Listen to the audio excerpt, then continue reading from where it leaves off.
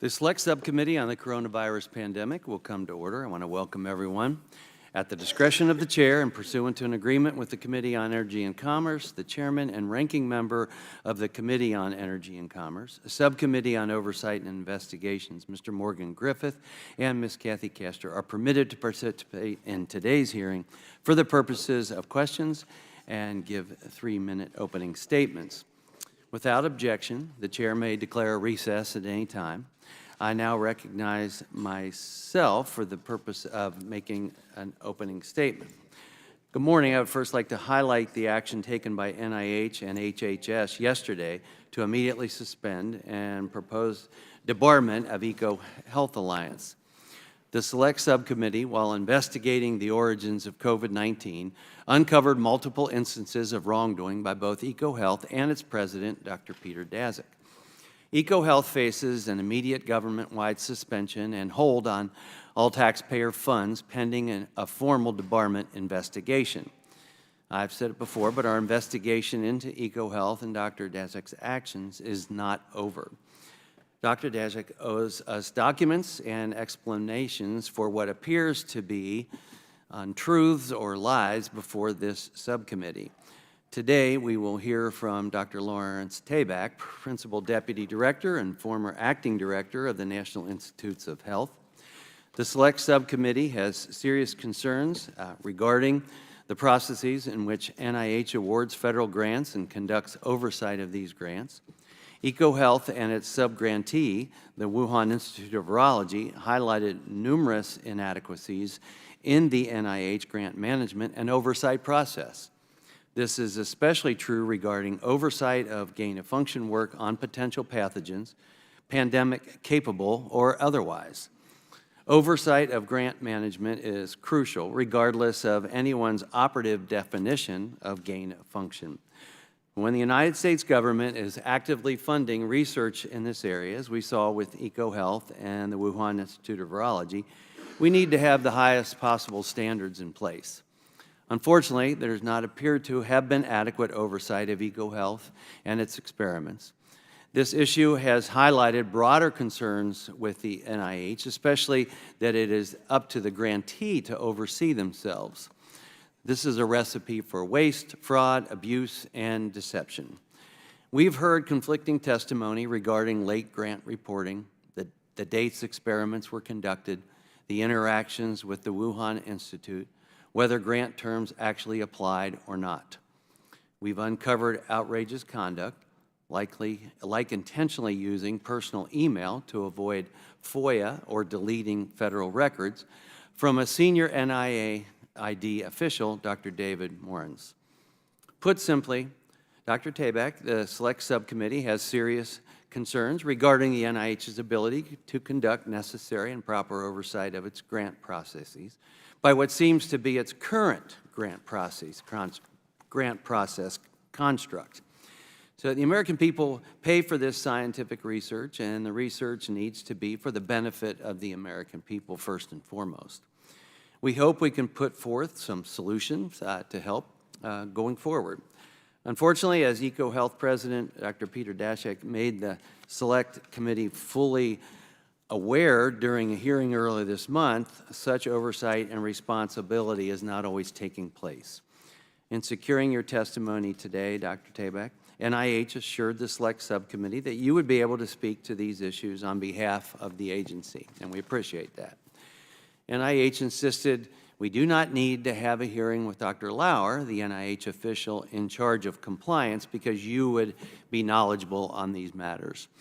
In anticipation of this hearing, the Select Subcommittee provided you with a list of specific issues that require answers. The Select Subcommittee has been entirely open and transparent in what it requires of the NIH. We expect the same courtesy today. Forward-looking policy recommendations require us to review what happened in the past and what went wrong in the first place. Without our extensive report on EcoHealth, I don't believe that HHS would have been able to propose debarment, and we're very happy the department accepted our recommendation. While we acknowledge HHS's actions with respect to EcoHealth, more work needs to be done. How do we prevent this from happening again? While I understand the temptation to simply look forward, we can't learn how to prevent and respond to the next pandemic if we do not learn any lessons from the last one. So I appreciate my colleagues' assistance in demanding answers from EcoHealth. Our actions have led to real change and a benefit to the American people. I hope you all will join me today in examining what we can do better going forward, and I look forward to a robust and on-topic discussion. So thank you very much. I would now like to recognize Ranking Member Ruiz for the purpose of making an opening statement. Thank you, Mr. Chairman. 15 months ago, the Select Subcommittee declared a mission of getting to the bottom of the origins of the COVID-19 pandemic. As Ranking Member, I made a promise to keep an open mind about how the pandemic started, because understanding whether the novel coronavirus emerged from a lab or from nature is essential to better preventing and preparing for future public health threats and to better protecting the American people. And as the origins of the novel coronavirus remain inconclusive, I stand by this commitment. But as we approach the three-quarter mark of the Select Subcommittee's work this Congress, we must acknowledge the fact that the majority's probe into our public health agencies and federally funded research has left us with no better understanding of how the novel coronavirus came to be. We have poured over nearly 450,000 pages of documents provided to us by federal agencies, universities, and private citizens. We have conducted more than 100 hours of closed-door interviews with 20 current and former federal officials and scientists. And we have held multiple hearings, all in what has at times appeared to be an effort to weaponize concerns about a lab-related origin to fuel sentiment against our nation's scientists and public health officials for partisan gain.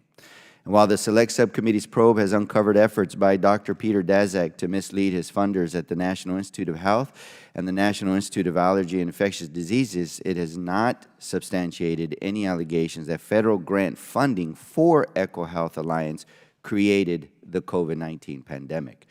This is a critically important distinction. As Dr. Tabak explained in a letter to the Committee on Oversight and Reform in October of 2021, research performed under EcoHealth Alliance's grant, including at the Wuhan Institute of Virology, involved viruses that are too genetically distant from SARS-CoV-2 to be its progenitor virus. The Select Subcommittee has obtained no evidence this Congress to suggest otherwise, nor has it nearly spent equivalent time and energy meaningfully examining the still very real possibility that the novel coronavirus could have emerged through zoonosis in nature. And so at the end of the day, nearly a year and a half into House Republicans' majority, we are right where we started when it comes to understanding COVID's origins. Now, as the ranking member of the Select Subcommittee, I also promised to follow the facts wherever they lead. And as we examined earlier this month, the facts indicate that Dr. Daszak and EcoHealth Alliance may have deliberately misled federal regulators and investigators, including at NIH, regarding their compliance with reporting requirements and the nature of their scientific work. And we can all agree that demonstrating a reckless disregard for transparency and accountability to the American taxpayers who fund your research is unacceptable, and this misconduct should be taken seriously. But we should also bear in mind that as EcoHealth misconduct has been identified, NIH has taken decisive actions to rectify the issue at hand, including by recommending the debarment of the Wuhan Institute of Virology and instituting unprecedented conditions on EcoHealth's use of funds. And just yesterday, the Department of Health and Human Services announced that it had immediately suspended funding to EcoHealth and initiated debarment proceedings for the organization. While the discussion of how we can continue to strengthen oversight of the use of taxpayers' funding is always an important one, it is my hope that we can use this conversation to generate constructive, forward-looking solutions to fortify the work of our nation's public health agencies and workforce, as opposed to denigrating them for partisan gain. As members of the Select Subcommittee, we have an obligation to confront the challenges of declining confidence in science and public health to advance pandemic preparedness, not further weaken it by sowing extreme conspiratorial accusations that our public health leaders caused and sought to cover up the origins of the novel coronavirus for the sake of scoring political points. So as we look toward the future, it is my hope that we can work together to build on the progress Congress made to fortify our shores for future public health threats that when Democrats passed the Consolidated Appropriations Act, reforms that strengthened protections against undue influence in our biomedical research, improved training and transparency for the handling of select agents, paved the way for the interagency collaboration to fortify zoonotic disease prevention, and invested in our infectious disease workforce. And it is my hope that we can work with the Biden administration to continue to fortify biosafety, including by collaborating on the implementation of new guidelines the Office of Science and Technology Policy announced earlier this month to strengthen oversight of dual-use research of concern and research involving pathogens with enhanced pandemic potential. And I look forward to a hearing of the constructive work that is ongoing right now that will actually prevent and help us better prepare for the next pandemic by the administration. And it is my hope that we can make objectively examining the origins of the novel coronavirus a part of this forward-looking work. And I stand by my commitment to take a serious, balanced look at all possibilities for the origins of the COVID-19 pandemic. And I stand ready to work on this critically important mission so that we can save future lives. Thank you, and I yield back. I now recognize Ms. Castor to make an opening statement. Thank you, Mr. Chairman. Thank you for the ability to participate in today's hearing. And I want to thank Dr. Tabak for your years of service to America and the National Institutes of Health, especially during the COVID-19 pandemic, one of the darkest periods in our lifetimes. Approximately 1.2 million Americans died due to COVID-19, well over, they estimate over 7 million worldwide. And even today, the mortality rate for COVID-19 is higher than the flu, as is the risk for hospitalization. In early 2020, when there were tens of thousands of new cases of COVID-19 in America each day, Dr. Tabak was one of many public servants who ensured that NIH's best-in-class scientific research was focused on preventing and treating this terrible new disease. Overall, this Congress's effort to examine the cause of the pandemic has brought more heat than light. Plus, so many, including me, are frustrated that instead of taking time to learn critical lessons from our nation's response to the pandemic, Republicans in Congress have focused on eroding trust in public health and science. In the Energy and Commerce Committee, we had a tremendous opportunity to build on the very difficult lessons learned throughout COVID by passing the Bipartisan Pandemic and All-Hazard Preparedness Act, or PAPA, which has historically been bipartisan. We wanted to give the necessary resources and authorities to agencies working to address and prevent pandemics. But Republicans in my committee refused to move consensus legislation forward. Instead, they doubled down on ideological partisanship and refused to work together on bipartisan solutions. In closed-door transcribed interview after closed-door transcribed interview, public health officials have been hauled in and asked numerous questions, but it doesn't seem like the Republican majority is actually interested in the answers.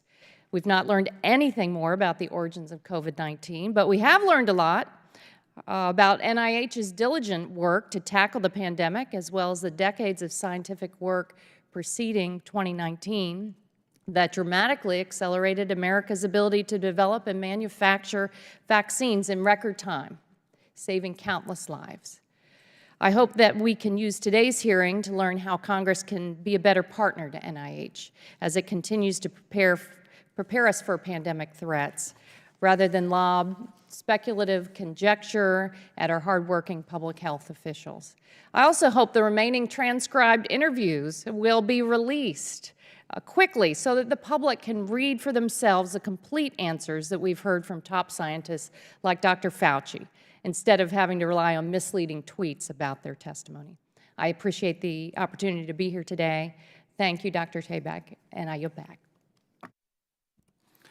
Our witness today is Dr. Lawrence Tabak. Dr. Tabak is the Principal Deputy Director of the National Institutes of Health and served as acting director of the NIH from December of 2021 to November of 2023. Thank you, Dr. Tabak, for your many years of service. Pursuant to Committee on Oversight and Accountability Rule 9G, the witness will please stand and raise his right hand. Do you solemnly swear or affirm that the testimony that you are about to give is the truth, the whole truth, and nothing but the truth, so help you God? Thank you. Let the record show that the witness answered in the affirmative. The Select Subcommittee certainly appreciates you for being here today, and we look forward to your testimony. Let me remind the witness that we have read your written statement, and it will appear in full in the hearing record. Please limit your oral statement to 5 minutes. As a reminder, please press the button on the microphone in front of you so that it is on and the members can hear you. When you begin to speak, the light in front of you will turn green. After 4 minutes, the light will turn yellow. When the red light comes on, your 5 minutes has expired, and we would ask that you please wrap up. I now recognize Dr. Tabak to give an opening statement. Thank you, Chairman Wenstrup, Ranking Member Weiss, and distinguished members of the subcommittee. I appreciate the opportunity to be here today to discuss your investigation into the origins of COVID-19. It has been an honor to serve the NIH in various roles over the past 24 years, and I am pleased to continue my service as the NIH Principal Deputy Director under the leadership of NIH Director Dr. Monica Bertagnolli. I have deep respect for the role of congressional oversight. Since the beginning of the 118th Congress, NIH has worked diligently with HHS to respond to letters and inquiries from this subcommittee, providing written responses, document productions, and providing NIH employees for full days of interviews. I am here today to answer questions related to your investigation. Like all the subcommittee members here today, I strongly support efforts to identify the origins of SARS-CoV-2, the virus that causes COVID-19.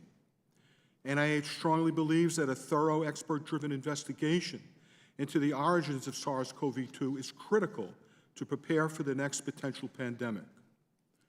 While it is frustrating, it is not a surprise that we still do not know with certainty how this virus came to be.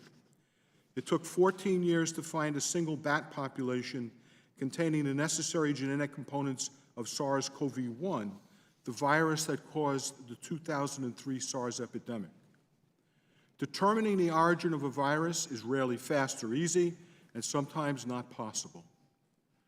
While NIH is not an investigative agency, we do support scientific research into the origins of SARS-CoV-2 and will continue to make this a priority. We are open to all possibilities and will follow where the science leads us. The body of publicly available scientific evidence thus far suggests a natural evolution and points to the theory that SARS-CoV-2 may have come from a wild animal market in Wuhan. Importantly, agencies in the U.S. intelligence community agreed that the virus was not developed as a biological weapon, and most agencies assessed that SARS-CoV-2 most likely was not genetically engineered. A full understanding of the origins of SARS-CoV-2 will require cooperation from other countries, including China, and an independent investigation with coordination from the intelligence community. We may not know the origin of the COVID-19 pandemic yet, but we have learned a great deal to improve the nation's preparedness for future pandemics. Decades of investment in fundamental biomedical research were essential to the NIH's rapid development of safe and effective vaccines, diagnostics, and treatments. It took 10 years for a measles vaccine to be approved. We had a COVID vaccine with emergency use authorization in just 11 months. Countless lives have been saved because of this work. The pandemic also demonstrated the need to build, leverage, and sustain partnerships across the United States government, academia, industry, and not-for-profit organizations to rapidly integrate clinical trial networks across sectors, streamlining and expediting research efforts during the emergency. Data sharing efforts, supported by NIH, accelerated the field tremendously by allowing for immediate public access to COVID-19 publications and open scrutiny of research outcomes. The world looks to science for definitive answers. However, the complexities of nature take time to unravel. Scientific discovery is iterative, and we continually try to improve scientific approaches to drive toward more rapid, efficient, and accurate assessments of the world around us. With your continued partnership and support, NIH will continue to make good on these efforts. Thank you for your time, and I welcome your questions. Thank you, Doctor. I now recognize myself for questions. Dr. Tabak, we understand that the HHS has suspended EcoHealth's federal grants and is proposing debarment, and we appreciate that. While I understand that HHS will have to conduct their own review before debarring EcoHealth, I understand that. Do you think HHS would have been able to issue this suspension without the Select Subcommittee's investigation, and will it be helpful, the investigation to date, will it be helpful toward creating new policies going forward, either through NIH or Congress itself? As you point out, Mr. Chair, the suspension and proposal to debar was conducted by HHS, and so I really can't comment on what input they considered in preparing that documentation. Well, I look forward to working with NIH on proposals for better processes going forward based on what we learned. And we have several proposals already, but we'll follow up with you further on that. First, does the suspension apply to Dr. Daszak personally or just EcoHealth? My understanding is this suspension relates only to the organization. Okay. I would ask that NIH evaluate the option of Dr. Daszak himself. I think that if we look through some of the findings that we have obtained to date, there may be cause to consider a suspension on Dr. Daszak himself. Next, the ARM, the Action Referral Memorandum, only mentions 3 active NIH grants, but it doesn't mention the R01 that was used to involve the Wuhan Institute of Virology, and not the grant in conjunction with Colorado State to start a bat colony. Does the suspension include those grants as well? Did we miss that? The suspension includes all grant activities for that organization. Thank you. Dr. Tabak, EcoHealth, like every other NIAID grantee, was required to submit a 5-year progress report, as you know. This report was submitted nearly 2 years late. Dr. Daszak had testified that EcoHealth had tried to submit the report on time, but was locked out of the NIH system. Dr. Lauer testified that a forensic audit was conducted and no such system error was detected. Is NIH willing to share the findings of this forensic audit with the Select Subcommittee? We certainly will work together with you to obtain things that you require, sir. Thank you. Does the audit indicate that EcoHealth could have submitted their report on time? That's what our audit indicates, yes. Thank you. When EcoHealth eventually submitted its Year 5 report, Dr. Daszak testified it took 11 days to unlock the NIH system. Is this true? We have no evidence of that. Thank you. Does NIH allow grantees to update progress reports with information gathered outside the scope of the applicable budget period? It has happened in the past. Occasionally, investigators will, for context, add in additional information, so that is possible. Despite what Dr. Daszak testified, the Select Subcommittee recently uncovered an email that he wrote on October 1, 2021, to the personal email of Dr. David Moritz. He said, "Here's the truth behind this mystery." This is a quote, "Here's the truth behind this mystery. We got our report ready to file for the Year 5 grant, but when it was funded, we assumed we didn't need to. It was the first time we'd had a renewal. We then had our grant terminated by Trump, and assumed we definitely wouldn't need to at that point, end quote. Does this sound like a more accurate description of events as opposed to a system lockout? I can't comment on his email. All I can say to you is that our system did not lock them out, and there was no impediment for them to provide that report on time. Thank you. Are grantees still required to submit progress reports even if they receive that year's funding? They are indeed. Thank you. One of the reasons for the debarment was a dispute regarding whether an experiment that showed unexpected viral growth was conducted in year 4 or 5 of that grant. Unexpected viral growth, basically increased pathogenicity. Would you agree with that?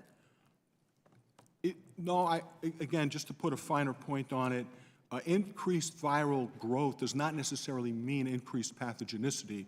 It just simply means that the virus is growing more rapidly. Okay. I appreciate that clarification.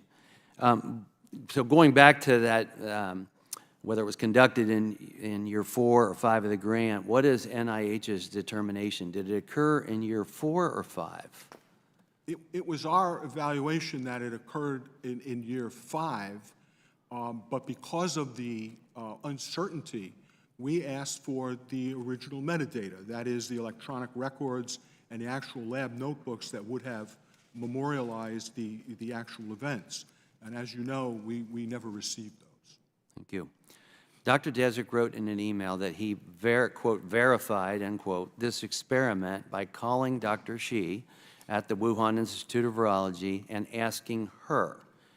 Is that alone sufficient to meet his requirements to oversee subgrantees? It is not, sir, which is why we asked to see the metadata, the electronic records, and the laboratory notebook. Would the lab notebooks that Dr. Desik failed to produce provide information that may potentially validate this experiment? I certainly hope they would, yes. And he never produced those to you? That's correct. Okay. Thank you. I'd now like to recognize the ranking member for questions. Thank you. As I've said from the outset of the Select Subcommittee's work last year, better understanding the origins of the COVID-19 pandemic is essential for preventing and preparing for future pandemics. Dr. Tabak, regardless of whether the novel coronavirus came from a lab or from nature, do you agree that we can better protect the American people if we understand the risk factors leading to either potential pathway? Yes, absolutely. So for the past 15 months, my Republican colleagues have demonstrated that they're more concerned with proving their extreme narrative about Dr. Fauci orchestrating a cover-up of federal funding causing the COVID-19 pandemic than they are with conducting an objective, balanced analysis of the pathways by which the novel coronavirus could have emerged. But 3/4 of the way through this Congress, Select Subcommittee Republicans still have not succeeded in substantiating their allegations that NIH and NIAID, through a grant to EcoHealth Alliance, created SARS-CoV-2 and conspired to cover it up. And while we can agree that EcoHealth Alliance has defied its obligations to be a transparent steward of taxpayer dollars, let me be clear about this. No evidence provided to the Select Subcommittee demonstrates that Dr. Fauci lied about gain-of-function research in Wuhan. No evidence demonstrates that Dr. Fauci and NIH led a cover-up of any kind. And no evidence demonstrates that work performed under the EcoHealth grant, including at the Wuhan Institute of Virology, led to the creation of SARS-CoV-2. To date, my colleagues on the other side of the aisle have been unable to demonstrate that any of the viruses studied under the grant could even possibly have been SARS-CoV-2's progenitor virus. Dr. Tabak, in October 2021, you sent a letter and analysis to then Oversight Committee Ranking Member James Comer regarding the EcoHealth Alliance grant. That letter and accompanying analysis, in your words, quote, demonstrated that the naturally occurring bat coronaviruses used in experiments under the NIH grant from 2014 to 2018 are decades removed from SARS-CoV-2 evolutionarily. In the letter, you also confirmed that those viruses, quote, could not have been the source of SARS-CoV-2 and the COVID-19 pandemic. That is that was more than 2 years ago, and the majority still has not identified a single virus related to the grant, whether in Wuhan or elsewhere, that could be the progenitor virus.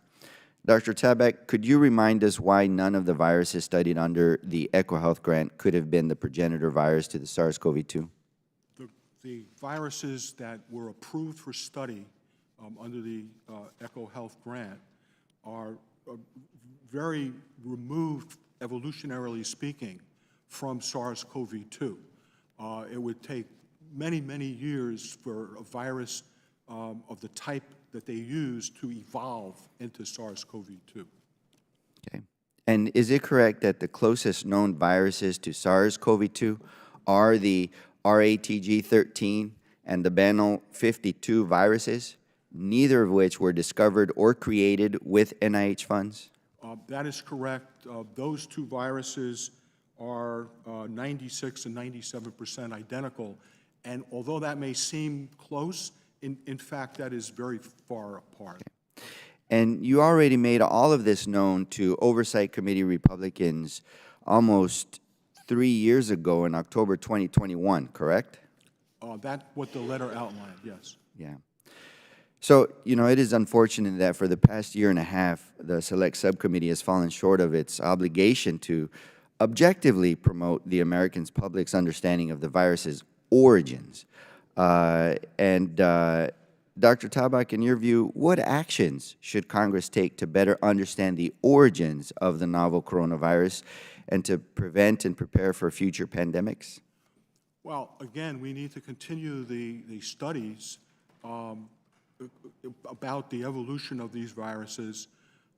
We have to somehow encourage foreign partners to engage because it's only through engagement of foreign nations that we're going to truly get to the bottom of this. As you know, these viruses do not originate in this country. They originate in Southeast Asia.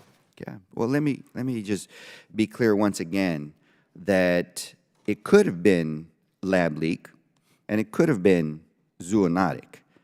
Although what we haven't proven, because so far there's no evidence, is that it was created from grant money from NIH or NIAID to EcoHealth, and that there was a cover-up, which is what my colleagues on the other side have been repeatedly mentioning throughout these investigations. So I do think that we need to continue to do the research to investigate if it was a lab leak, where and how to create better biosafety, which is what the administration is currently undertaking.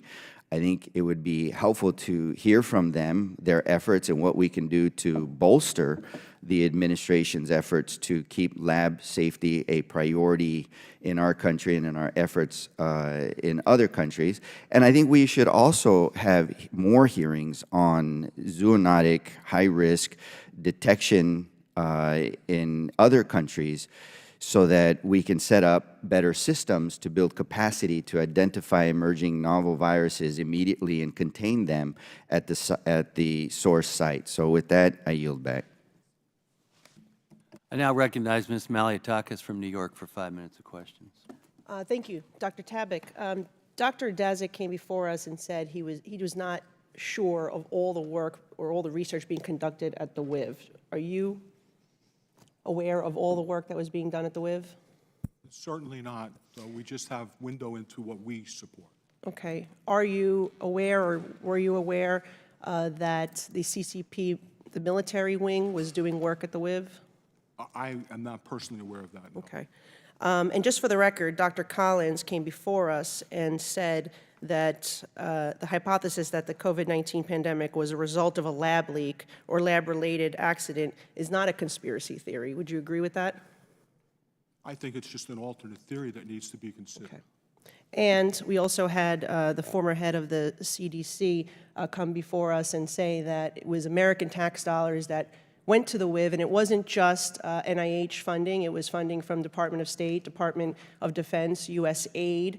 Are you aware of that? I am aware that they receive funding from other organizations, but I don't know the specifics. Okay, so there's still the possibility that American tax dollars did make their way to the WIV, and that this was a lab leak, and we can put together the dots here. But aside from that, I want to actually focus on NIH. When NIH certified EcoHealth's compliance and renegotiated the grant, was NIH aware of the EcoHealth would still be communicating with the debarred Wuhan Institute of Technology? Last year was when they were debarred, and they were still obtaining data and conducting experiments with that information. Once they were debarred, I do not believe that there is any requirement that they can no longer have conversations with WIV. Is that the time frame? Well, no, well, you're speaking about? WIV was debarred. Right. And EcoHealth was still talking to them. Are we certain that no federal funds have gone to the WIV since the debarment? No NIH funds have gone to the WIV since the debarment. Okay, and is that possible that it's gone through the EcoHealth to WIV as a subgrant?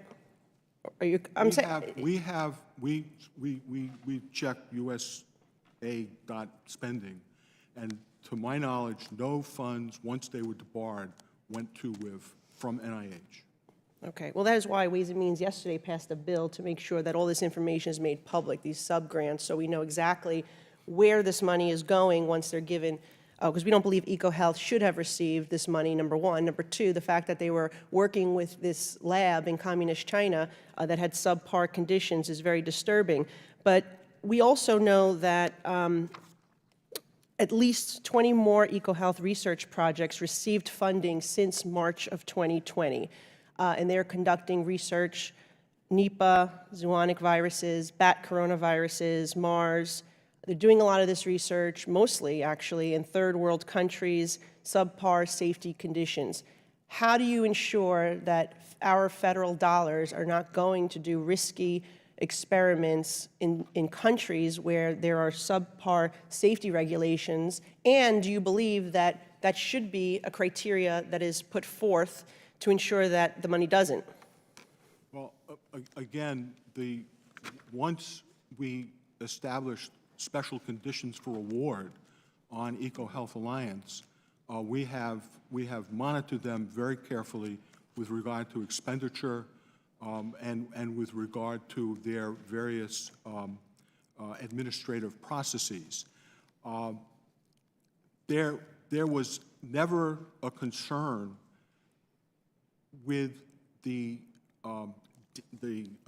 danger, if you will, of the experiments that NIH approved for EcoHealth Alliance to work under sub-award with WIV. As I just indicated, the viruses that they were working with are non-human pathogens and presented no threat. But you said that you don't know all the work that was being conducted at WIV. I can only speak to the funds that NIH approved and the work that we approved. I cannot speak to the other situations. How are you sure about the work that we approved? How did you go there? Did you talk to WIV officials? How did you confirm that the money was not used? We monitor reports. We monitor their publication record. The WIV's reports.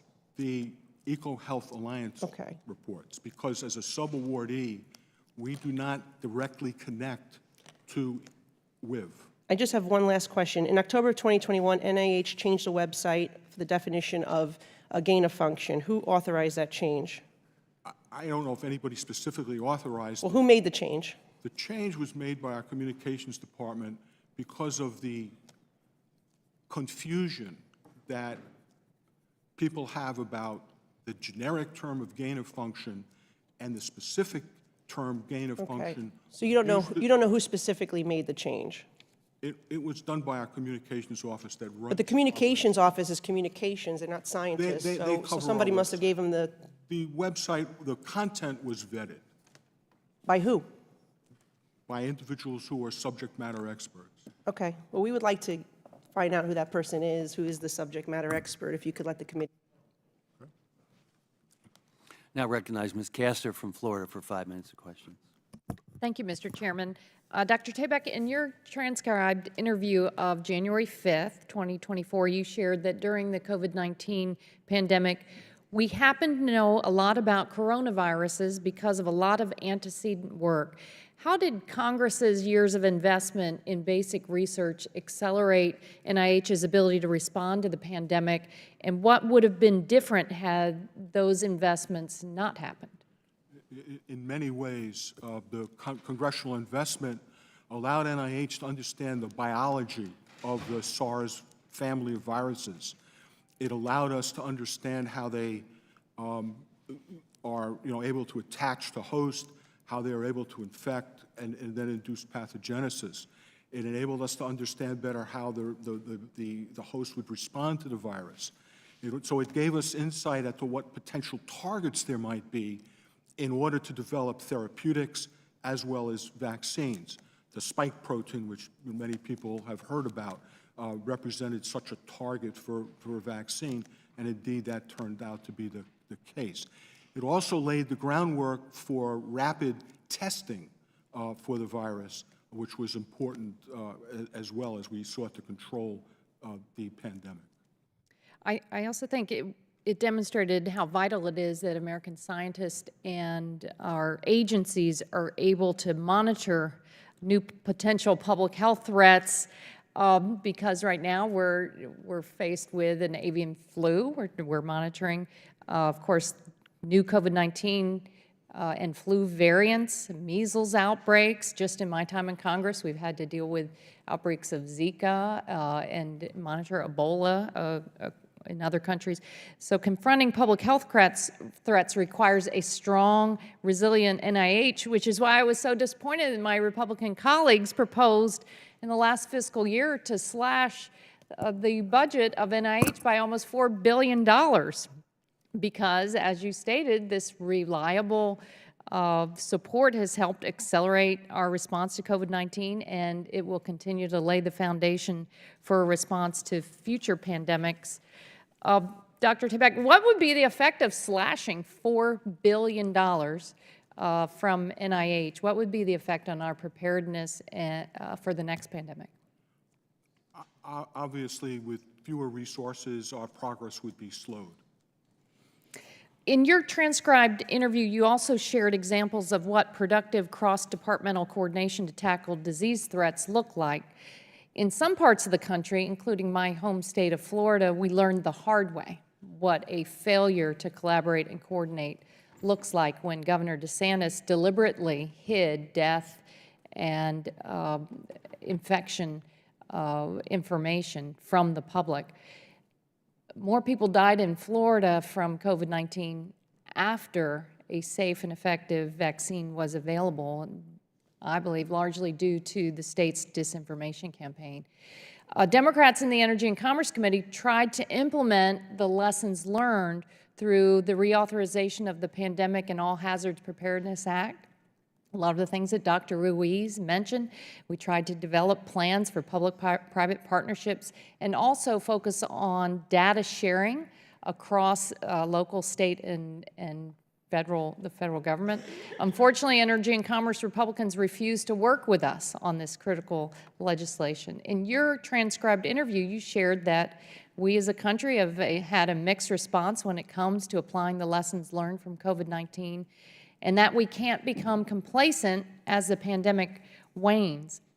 Aside from maintaining critical funding, what does NIH need to see from Congress in order to help the agency best implement the lessons learned from COVID-19? Well, I think the forward thinking of making the fundamental investments so that we can investigate the remaining viral families of concern.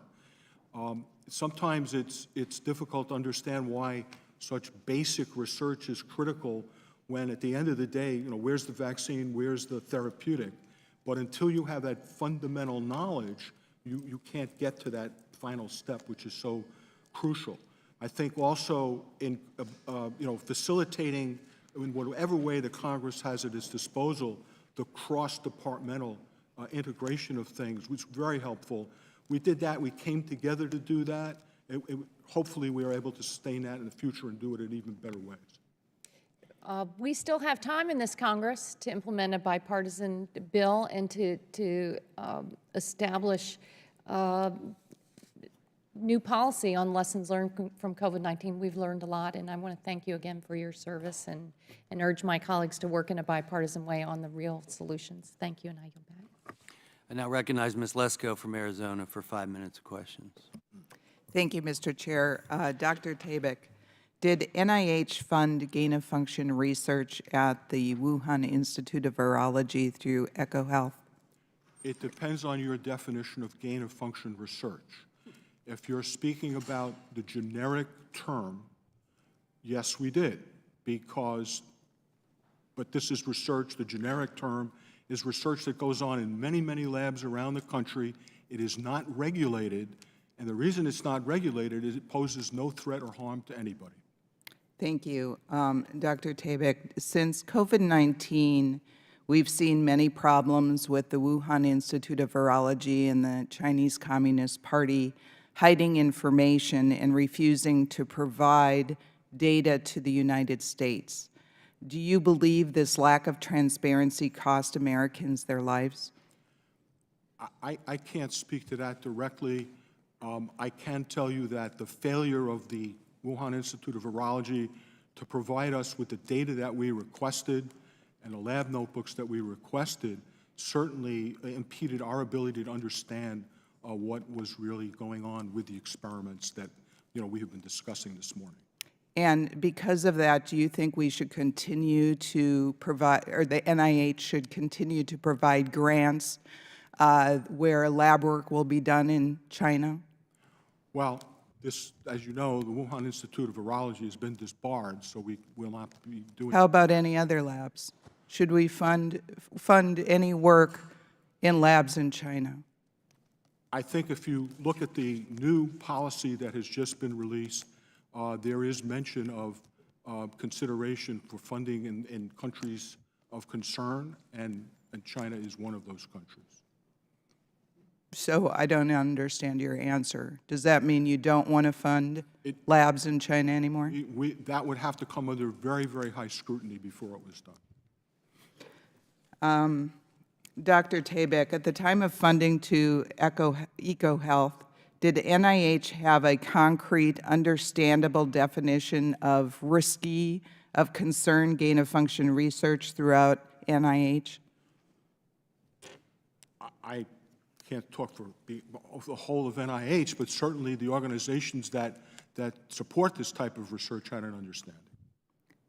All right. In the United States, what level of biosecurity would be used for the type of research that was being done at the Wuhan Institute of Virology under the sub-grant from EcoHealth? There were two types of experiments they did. The experiments involving cell culture would likely be done at a BSL-2 level, and the experiments involved with mice would likely be done at a BSL-3 level. Thank you. And how much time do I have?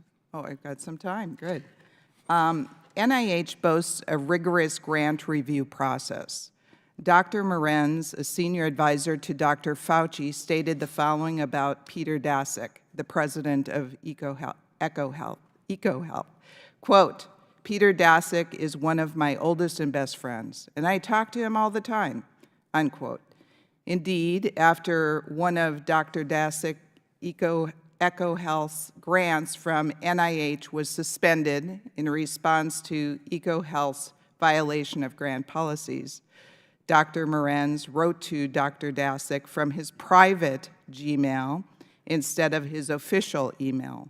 It appears from what our committee has learned that Dr. Morenz and Dr. Daszak regularly conspired to reinstate Dr. Daszak's grant, all while avoiding federal records laws and the transparency of FOIA. My question is, do you believe these statements that were made and actions between Dr. Morenz and Dr. Daszak undercut NIH's claim of a rigorous grant review process? I can't speak to the specifics because I am not privy to any of this, but certainly one would not have a federal official having discussions of that type with a potential grantee. And does Dr. Moran still work for NIH? Dr. Moran's is an employee of NIH, yes. And was there any repercussions for him using private emails and avoiding FOIA? We do not discuss personnel issues, as you know. Well, I certainly hope that when somebody violates federal law, that there should be some type of repercussions. So it seems very convenient that you can't tell us anything. But I thank you, and I yield back. I now recognize Ms. Dingell from Michigan for 5 minutes of questions. Thank you, Mr. Chairman. Internal documents and testimony provided by EcoHealth Alliance and the NIH and the National Institute of Allergy and Infectious Diseases, NIAID, officials demonstrate potential efforts on EcoHealth's part to mislead the federal government. As Democrats stated in our recently released staff report, these efforts raise serious questions about EcoHealth's credibility as a continued recipient of taxpayer funding. For example, EcoHealth has argued to this committee and NIH that they're not at fault for submitting their Year 5 progress report nearly 2 years late. One of EcoHealth's defenses is that NIH's report submission system locked them out from submitting the report. NIH investigated EcoHealth's claims. Dr. Tabak, we spoke to Dr. Michael Lauer, the NIH official responsible for overseeing EcoHealth's compliance with NIH grant policy. He testified that NIH performed an electronic forensic investigation and found no evidence that the system had locked out EcoHealth. Do you have any reason to dispute Dr. Lauer's testimony about the electronic forensic investigation that NIH conducted? None at all. Thank you. When it was finally submitted, that Year 5 report ended up becoming a point of disagreement between NIH and EcoHealth. EcoHealth makes certain representations about the results in that report, and for good reason, it appears that NIH is not entirely convinced. For example, EcoHealth has argued that its viruses did not grow in excess of permitted thresholds, and therefore EcoHealth had no obligation to immediately notify NIAID. Dr. Tabak, in October 21, you wrote to then Oversight Ranking Member James Comer that EcoHealth had failed to immediately report the Year 5 results as was required by the terms of the grant. EcoHealth submitted its Year 5 report nearly 2 years late. Do you consider that immediate notification? Certainly not. Thank you. So EcoHealth has argued they did immediately notify NIAID of the experiments in the Year 5 report because those were the same experiments in the Year 4 report. Now, if you're watching this on C-SPAN, I want to tell you something. EcoHealth's argument is as convoluted as it sounds.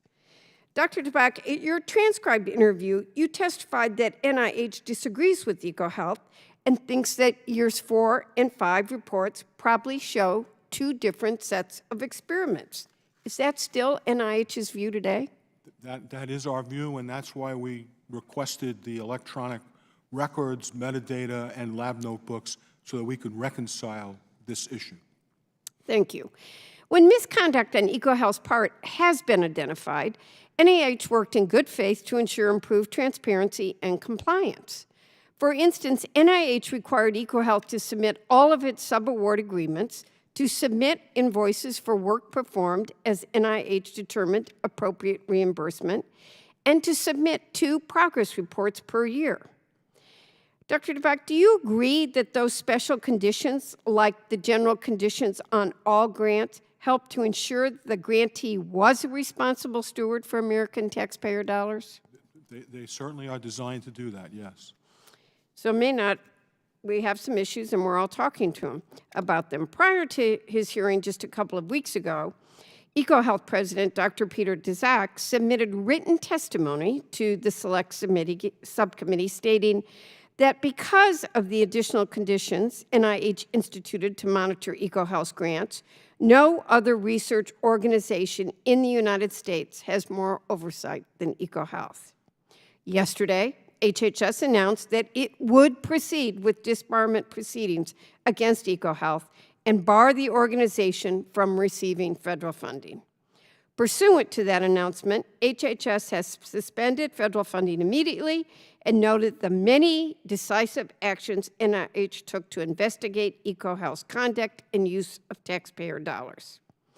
I believe we have worked constructively on a bipartisan basis. I know we all here are deeply concerned on a bipartisan basis to examine EcoHealth's potential misconduct, and I commend the administration for taking the action that you now have to ensure that all federal grantees use federal taxpayers' dollars responsibly and transparently, and that's what we all must guarantee going forward. Thank you, Mr. Chairman. I'm out of time, and I yield back.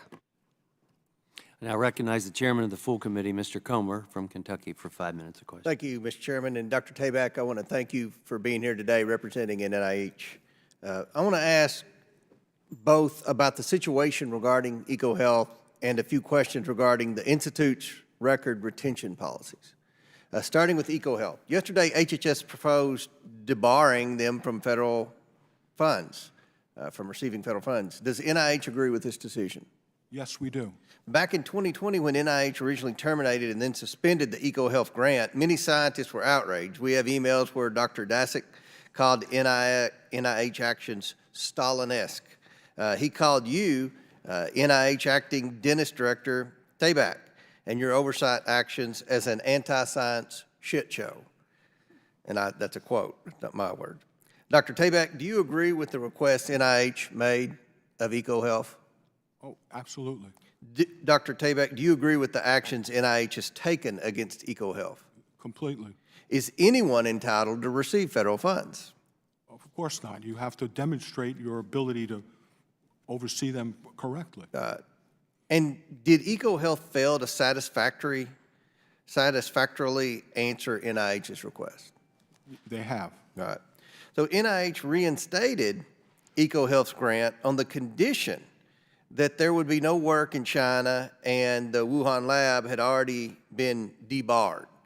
Dr. Daszak testified that since then, and during the course of the grant, he spoke routinely with the Wuhan Institute of Virology to get data and publish papers. Did Dr. Daszak ever inform the NIH that he would keep working with the Wuhan lab even though they were debarred? Not to my knowledge. Shifting to some questions regarding NIH's document retention policies. Dr. David Moran, a senior advisor to Dr. Fauci for decades, wrote in an email to Dr. Daszak, quote, "I learned from our FOIA lady here how to make emails disappear after I am FOIA'd, but before the search starts. So I think we're all safe. Plus, I deleted most of those earlier emails after sending them to Gmail." End quote. Is that consistent with NIH document retention policies? It is not. Does the NIH FOIA office teach employees how to avoid transparency? I certainly hope not. He also later wrote Dr. Daszak, and I quote, "We are all smart enough to know to never have smoking guns, and if we did, we wouldn't put them in emails. And if we found them, we would delete them," end quote. Is that consistent with NIH document retention policies? It is not. Finally, emails show that Dr. Moran's would share internal discussions regarding upcoming FOIA releases with Dr. Daszak. He would then help Dr. Daszak craft responses to documents being released in these FOIAs. Are those actions consistent with NIH policies? If those actions occurred, they would not be consistent. No. So do these actions concern you, Dr. Tabak? It does indeed. What is Dr. Moran's current employment status? He is an employee of NIH. Well, I think you see where my lines of questioning were leading. We have some serious concerns. We have fought in the select subcommittee, the oversight committee, on obtaining information. And, you know, here you have admission of deleting information, going to great lengths to not be transparent in an apparent cover-up of something that I think we would agree in a bipartisan manner is one of the most serious issues that our country's ever faced, the COVID-19 pandemic. So I appreciate the work of Chairman Winstrup and the full committee here to try to get to the truth, give the American people the truth, because that's what they want, and that's what this committee's role is. But we also want to hold people accountable for wrongdoing. So we look forward to working with you to help us achieve what the American people want us to achieve in this select committee. With that, Mr. Chair, I yield back. Now recognize Ms. Ross from North Carolina for 5 minutes of questions. Thank you, Mr. Chairman, and thank you, Dr. Tabak, for being with us today. As we've heard earlier, and really ever since COVID came to light, there's been a lot of controversy and confusion about gain-of-function research. And I think some of that has been caused by the fact that we've heard different people use the same term to mean completely different things with completely different definitions. But as an institution, it seems like you and your colleagues at NIH and NIAID have been fairly consistent in that your North Star with respect to proposed research has consistently been the context of the federal regulation. Is that correct? It is. And I'd like to turn to the definition of gain-of-function research that Republicans raised at your transcribed interview. Republican questioning referred to it as a, quote, broad definition. And it defined gain-of-function research as a type of research that modifies a biological agent so it confers new or enhanced activity to the agent. I believe that the definition existed at some point in a digital media kit on NIH's News and Events webpage. And I understand that you made several, had several levels removed from where the assessments like this are made, but for the purpose of the NIAID staff assessing whether the proposed research is or is not gain-of-function research, did that very broad definition have any regulatory significance? It does not. The broad definition is unregulated because those types of experiments are conducted in virtually every lab across the country with no consequence of safety to anybody.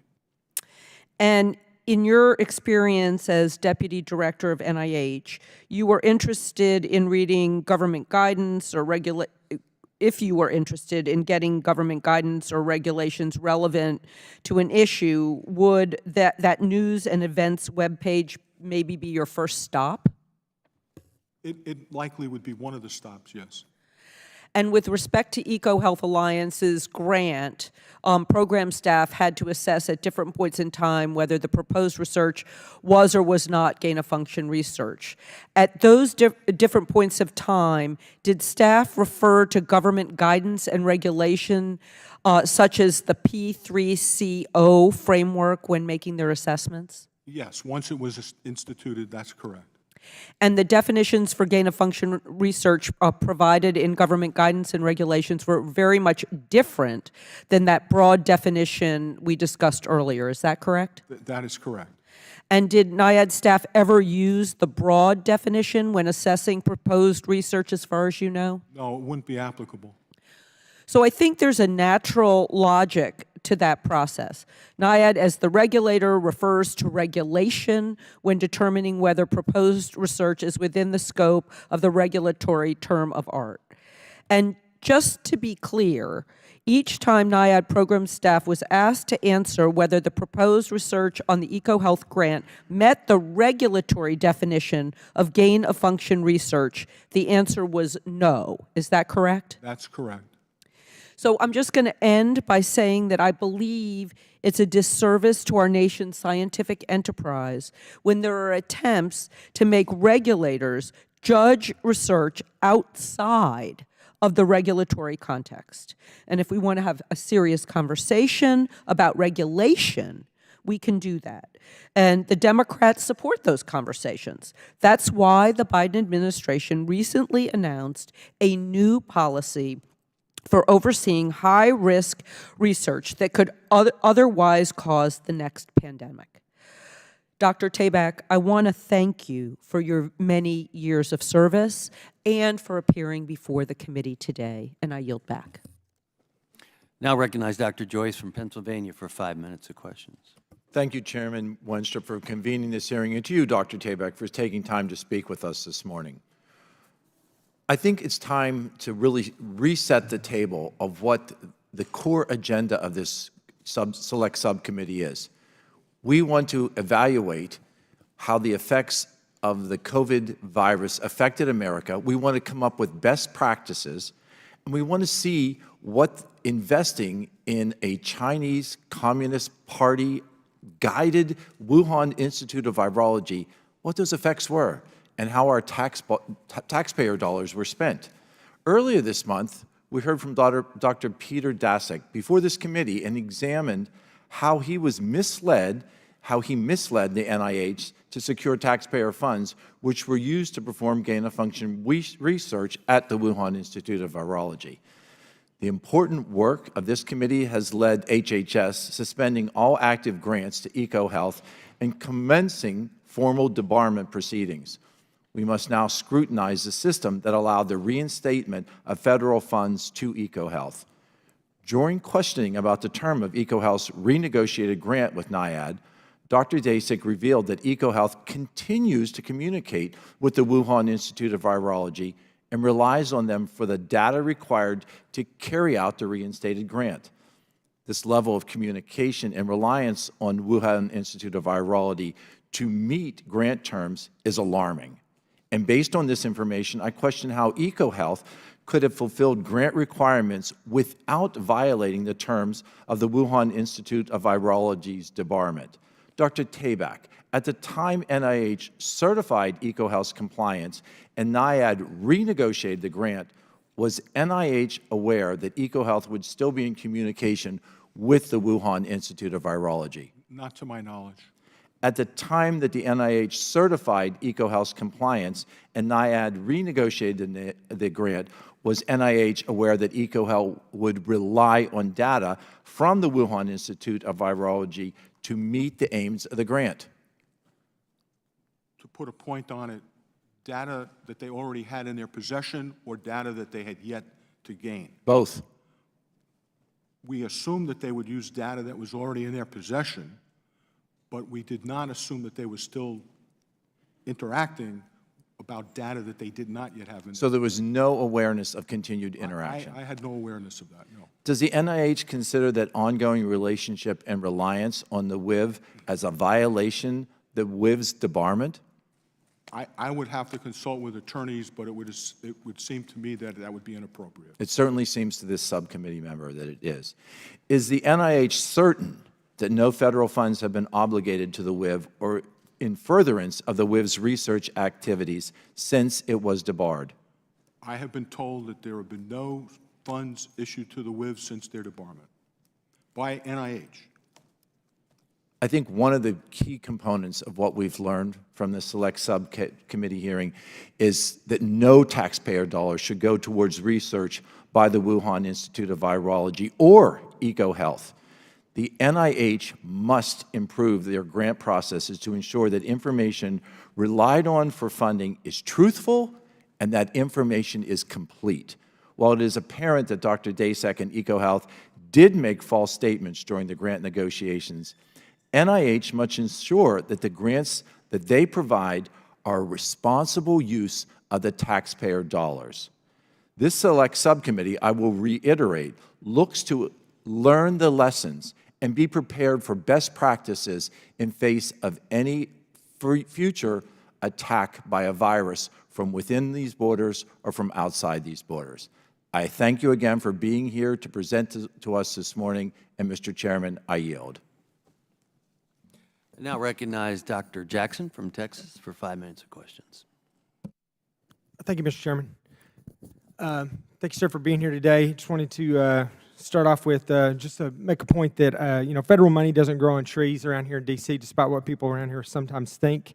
It's provided by hardworking Americans, and the Constitution entrusts Congress with the responsibility to utilize public dollars to provide for the national defense and to create programs that benefit those who are paying for them in the first place, in the case of NIH and critical research that's beneficial to the citizens of this country.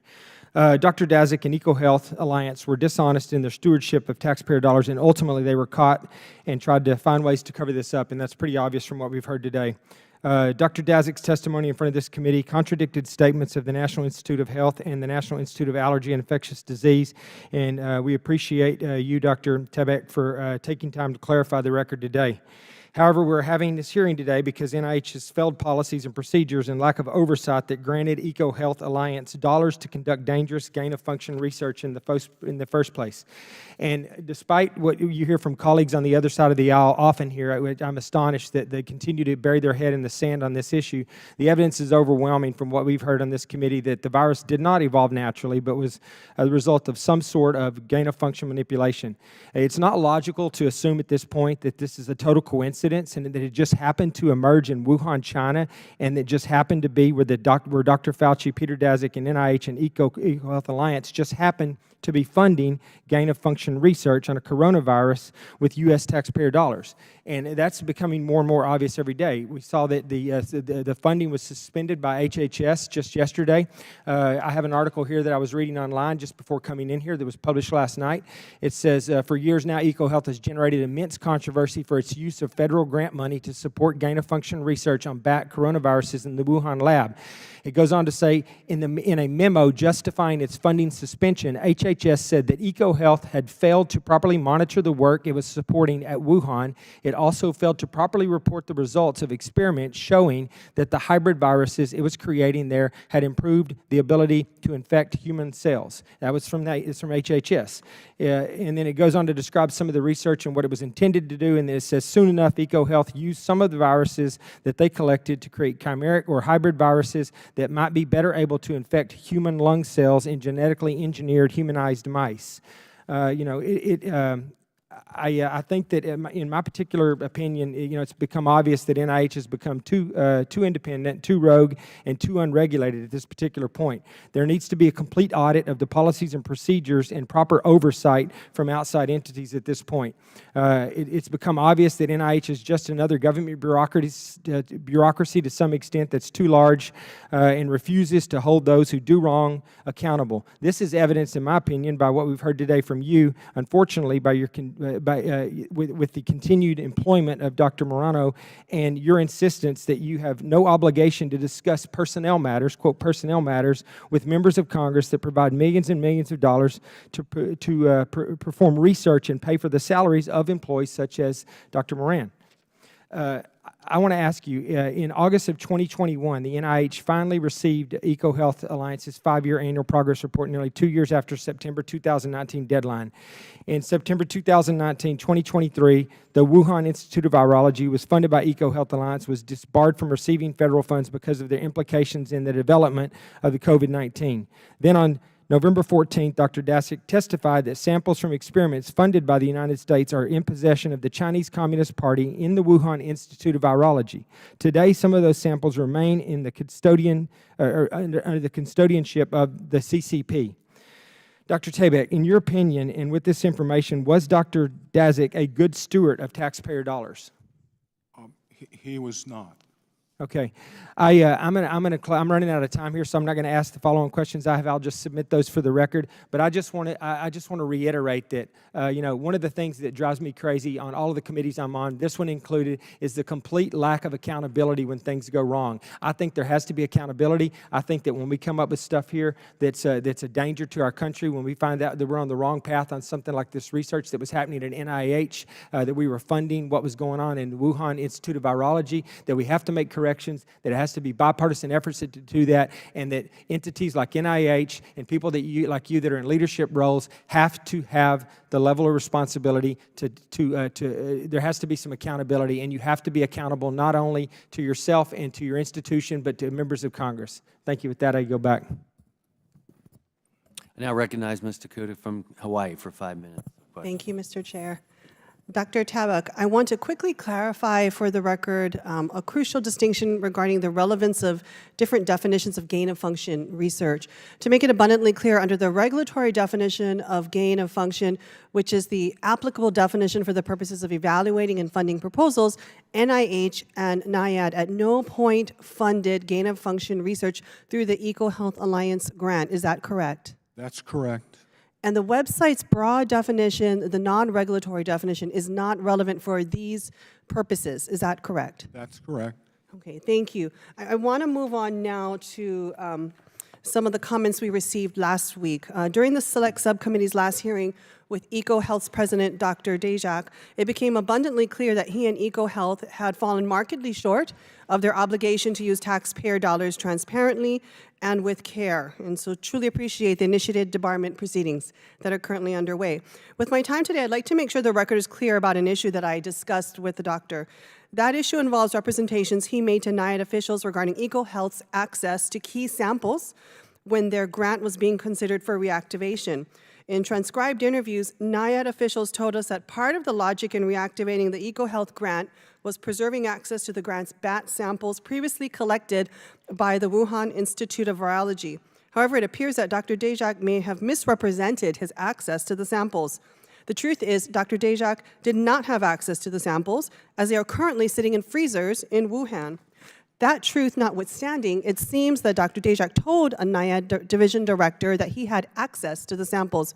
We spoke to the NIAID division director, and she explained that Dr. Dejak had directly informed her he had access. She further explained that she had known that the samples, that had she known, that the samples were in Wuhan and inaccessible to EcoHealth, NIAID would have reconsidered reactivating EcoHealth's grant. When Dr. Dejak appeared before this committee 2 weeks ago, he suggested that the NIAID division director may have mistaken sequences for samples during their conversation. Dr. Tabak, do you think it's likely that the director of NIAID's Division of Microbiology and Infectious Diseases does not understand the difference between sequences and samples? I am sure she does. And that would make sense to all of us here, and given the work and expertise she has. In our conversation with the division director, she demonstrated no lack of understanding that we saw for the difference between bat virus sequences and bat samples. We're concerned about the apparent gap in understanding between NIAID and EcoHealth regarding the location of previously collected bat samples and EcoHealth's access to them, particularly when we step back and consider all the other instances mentioned today and during our last hearing that draw into question EcoHealth's integrity and professional conduct as a grantee. Dr. Tabak, do you share our concerns? I do. Thank you very much. Chair, I yield back the balance of my time. I now recognize Dr. Miller-Meeks from Iowa for 5 minutes of questions. Thank you, Mr. Chairman, and thank you, Dr. Tabak, for testifying before the Select Subcommittee this morning. As you've heard and as you know, Dr. Dejak testified in front of the Select Subcommittee on May 1st and clearly highlighted the need for more effective oversight of federal grants, as has been elucidated by my colleagues. In 2024, the National Institute of Allergy and Infectious Diseases, NIAID, awarded EcoHealth Alliance almost $4 million for understanding the risk of bat coronavirus emergence, which included the collection of coronaviruses at the Wuhan Institute of Virology. While Dr. Dejak denied using American taxpayer dollars for gain-of-function research, the evidence indicates otherwise, and it has been incredibly challenging obtaining information from both EcoHealth and the NIH. Members of this committee on both sides of the aisle were right to question Dr. Dejak's integrity and handling of funds, which also highlighted NIH's sloppy oversight process. Dr. Tabak, are you aware of the different definitions various federal agencies use to define gain-of-function research? I'm aware of two different definitions, one very broad and generic, which is unregulated, and one more precise and certainly regulated. Yes, it seems to me that this is sort of like what the definition of is. Do you believe having one definition that is universally employed would be more effective? It would. The broad definition is lab jargon. It's just the way scientists speak. The precise definition, which is regulated, of course, that's the important one, because that's the one that regulates the experiments that people are concerned about. Well, it seems that there was gain-of-function research occurring but denied that it was occurring because it didn't meet that precise definition. Do you believe that having multiple definitions of gain-of-function research has led to gaps in oversight? I believe it leads to confusion. I think those who are regulating things understand that they need to use the regulatory framework. Have grant recipients like EcoHealth exploited these inconsistencies? I can't speak to that. I don't know. As I mentioned, the Understanding the Risk of Bat Coronavirus Emergent grant was an almost $4 million grant that partially went to the Wuhan Institute of Virology and the Wuhan University of Public Health. Do you believe this grant was an effective use of taxpayer dollars, and would you support issuing the same grant today? Well, with the benefit of what we know today, no, of course not. There is great concern with Dr. Daszak's interaction with NIH and NIAID pertaining to the one log growth term of the award. The NIH relied on Dr. Daszak to monitor and report virus growth after being a month late on his annual reporting requirements, which were outlined in the grant. Dr. Tabak, looking back, did the NIH rely too much on Dr. Daszak's self-reporting information? Again, with the benefit of hindsight, we did, because we never received the information, unfortunately. Well, as an ophthalmologist, hindsight is always 20/20. Indeed. Was the information NIH received accurate? From Dr. Daszak? We don't think so, and that's why we asked for the additional materials, the metadata, the electronic records, the laboratory notebooks, which hopefully would have been able to clarify all of these issues. And I think it's one of the reasons why HHS yesterday took the extraordinary step after the great work of this select subcommittee under Dr. Winstrup's leadership, took the extraordinary step of defunding EcoHealth, which was appropriate given the inconsistencies, inaccurate information, and denial of research. With that, I yield. Thank you. Now recognize Dr. McCormack from Georgia for 5 minutes of questions. Thank you, Mr. Chair. And I love that statement about the ophthalmologist and hindsight being 20/20. In ER, we just say, I have no idea what's just about to happen. I am happy to have you here today. Thank you for your testimony. We have a lot of things to sort out here, and I just want to make sure we're getting things in order. I'm hoping you can provide some clarity on some previous statements that were made by both Dr. Daszak and other folks that are coming together right now. Some of the things you've already testified on. Dr. Tabak, when the National Institute of Health requested the notebooks from EcoHealth, was EcoHealth required to produce them under its grant's terms? Yes, they were. Okay, thank you. When NIH requested the notebooks from EcoHealth, should EcoHealth have been able to access them or already have access to them? That's correct. Okay, thank you. Did EcoHealth ever produce the requested notebooks? They have not. Never did. Thank you. Dr. Daszak testified 2 weeks ago that he was not required to produce the lab notebooks. Would NIH disagree with that testimony? Yes, we disagree with that testimony. Thank you, Dr. Tabak, for clarifying that. The testifying here today clarifies the inconsistency between Dr. Daszak's testimony and the testimony of numerous NIH officials and NIAID officials also, including yourself.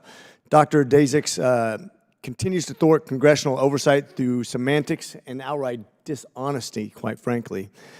He has routinely failed to produce pertinent documents and made countless misleading statements to the select subcommittee right here. I think he needs to be held accountable, Mr. Chair. I'm looking forward to that, and with that, I yield.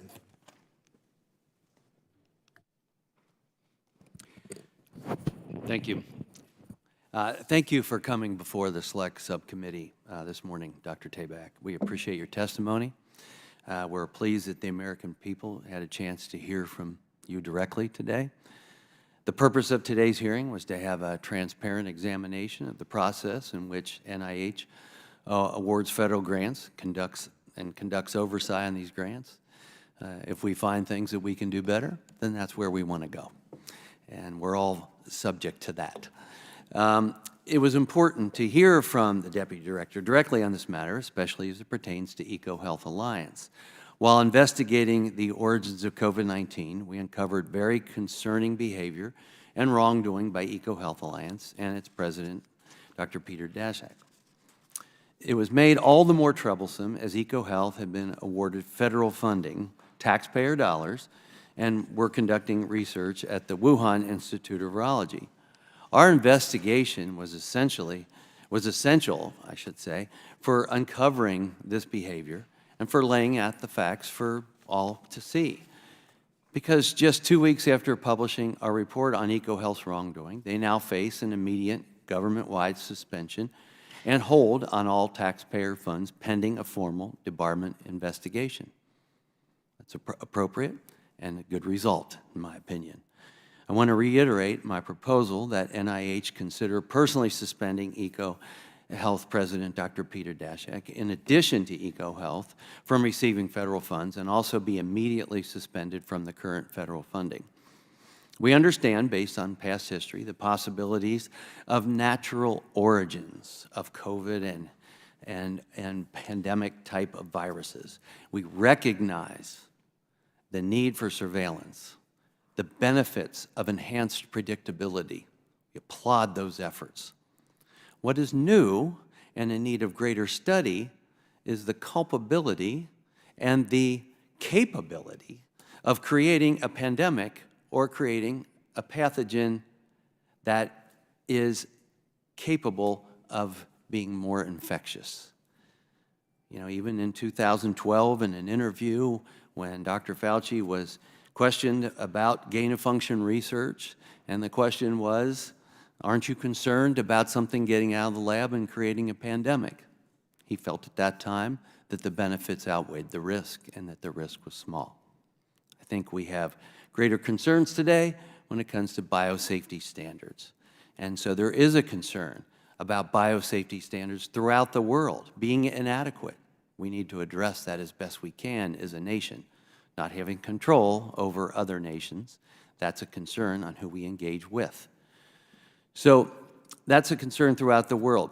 So I appreciate, Dr. Tabak, you testifying today that not only is a lab leak theory not a conspiracy, but it's a hypothesis, and I'll use your words, that should be considered. I agree with you 100%, and I have felt that way from the beginning. And I've said in this committee from the very beginning that we need to consider nature and we need to consider a lab. Because the capabilities of creating something in a lab didn't exist 100 years ago when we had a pandemic. They didn't exist 50 years ago, but they do exist today. Look, I believe the origins of COVID will likely only be potentially resolved through intelligence, as testified by former CDC directors Redfield and Walensky. That's where we're going to figure it out. Why? Because China's not cooperative. And I agree with that because China's not been transparent, they've not been accountable, so it makes it very difficult. The threats of existing gain-of-function technology in the hands of bad actors is and should be a huge concern to every American and freedom-loving people everywhere. This is not to be taken lightly. When we had Dr. Fauci in a transcribed interview, I did question him on whether he said that the conspiracy theory is possible. But I asked him if he reviewed studies or scientific evidence related to that possibility of creating this in a lab. And he said no. I asked him, I said, are you familiar with the published research on the site-directed mutagenesis? He said, no, I'm not. Well, if you're open to that, we should be researching it. We should be looking at it. And many of us have been. I have since 2020, when I discovered that Ralph Baric with Zhengli in China created a chimera. That concern has been there for me since that time. We don't know all the viruses that EcoHealth and or the WIV, either with EcoHealth Alliance or independently or possibly with the PLA or with their Academy of Military Medical Science. We don't know all the viruses that they created.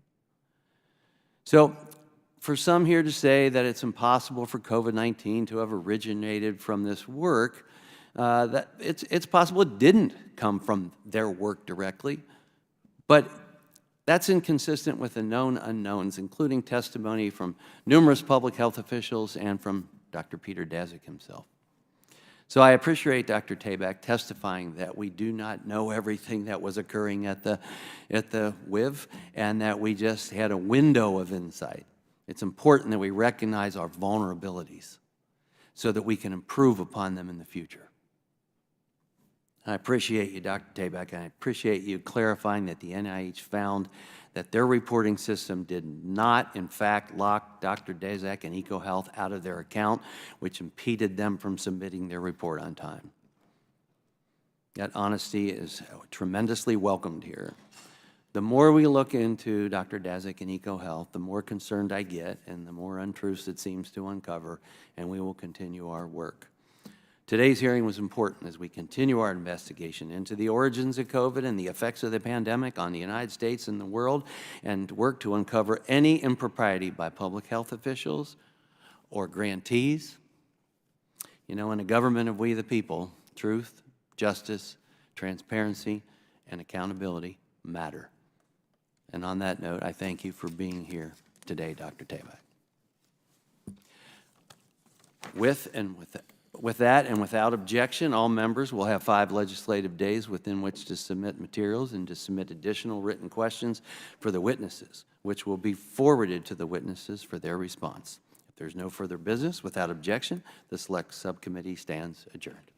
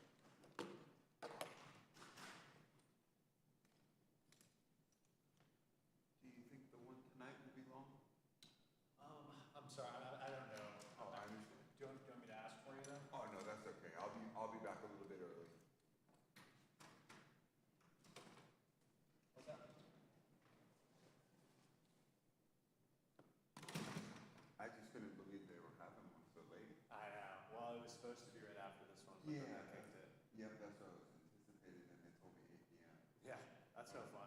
Well, See you around.